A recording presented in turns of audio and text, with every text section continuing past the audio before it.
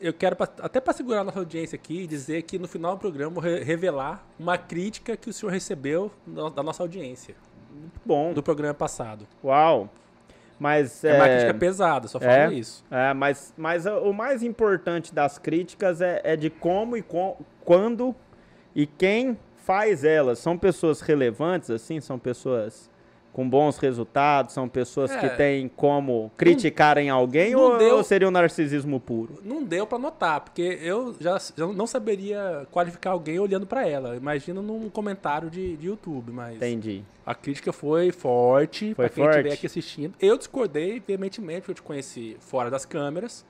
Você realmente é tudo isso que você fala aqui. Que isso é importante, pessoal. Quando ele falou que no livro ele fala sobre ele, que a experiência dele mostra assim, que ele cria uma empatia. É por isso que suas redes são tão bombadas.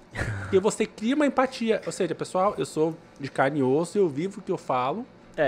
Então você tem lugar de fala como ser humano e como especialista. É que na verdade, Rafa, é o seguinte. Quando a gente fala, e deveria ser assim sempre, que é o que eu sempre faço, se você perceber no nosso primeiro podcast, eu não agredi pessoas, eu não falei de nomes.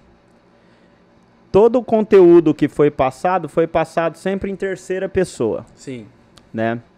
Então, quando eu falo de transformação, quando eu falo de cuidado ao corpo, quando eu falo de questões ligadas à pessoalização, eu falo sobre mim.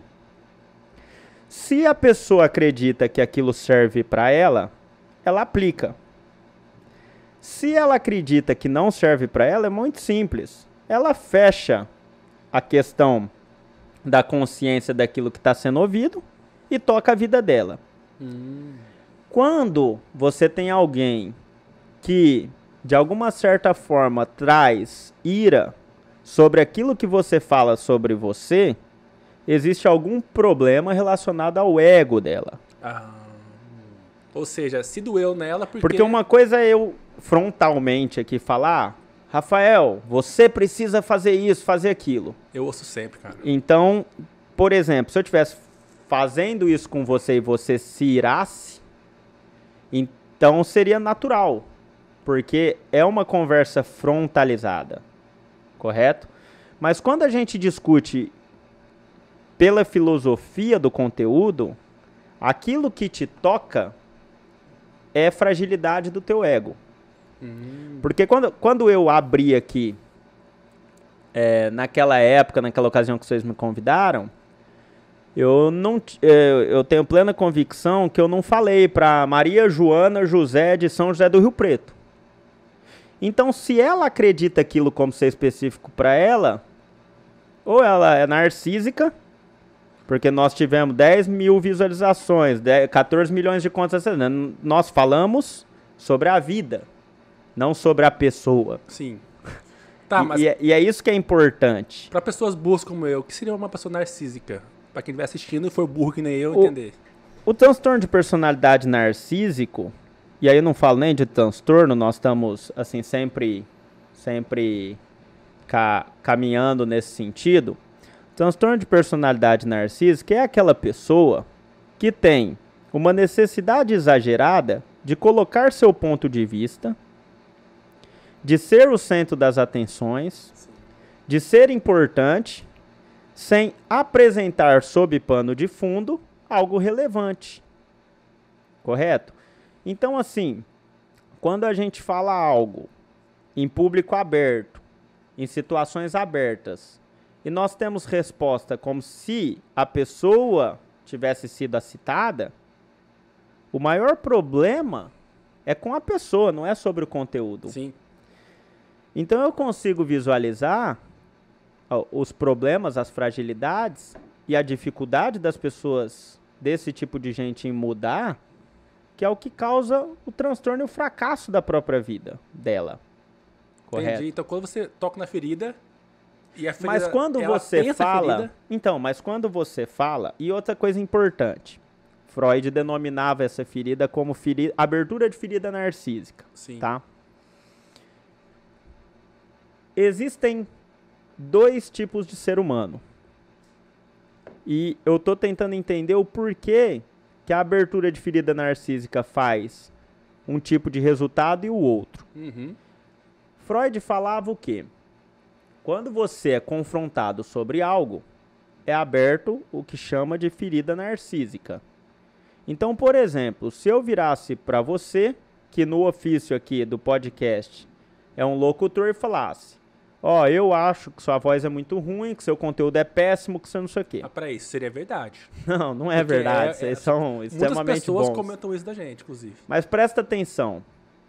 Essa informação, e aí eu estaria falando de maneira frontal. É preciso que você, quando a conversa está, tipo, em link fechado, é preciso que haja reflexão. Sim. Aí eu concordo.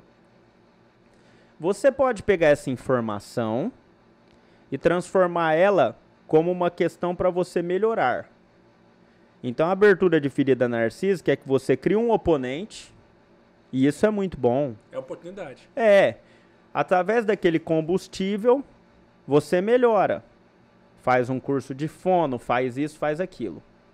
Mas nós temos aí uma outra parcela de pessoas, essas das quais são fracassadas, frustradas, e se você tem esse tipo de comportamento e quer viver uma vida melhor, mude, que caso você receba uma crítica dessa, você parte para uma agressão frontalizada e ao mesmo tempo você não muda em nada aqueles defeitos dos quais foram citados. Só doeu a ferida, mas ela não mudou. Só doeu, mas você não tomou vergonha na cara. Entendi. Entendeu? Tá. Então, o que acontece? É preciso que nas aberturas de ferida narcísica, primeiro, a gente tem que ouvir quem de fato tem resultado. Não adianta alguém que você não sabe quem, que não andou pelos teus caminhos, que não tem o conhecimento que você tem, que não estudou o que você estudou, que não performa do jeito que você performa, que não tem a publicidade que você tem, que não tem o alcance que você tem, querer falar de você, porque ele não vive a tua realidade. E para que ele possa sentar e conversar de igual para igual, é preciso que ele tenha passado por esse processo. Isso são resultados. Começa por aí, né? Mas quando você tem pessoas com resultados que te falam coisas para que seja alertado sobre algo, é preciso que você crie aquilo como combustível para a mudança. Gostou desse vídeo? É isso aí, galera. Curta esse vídeo, se inscreva no canal e ative o sininho. E compartilhe com seus amigos. Valeu!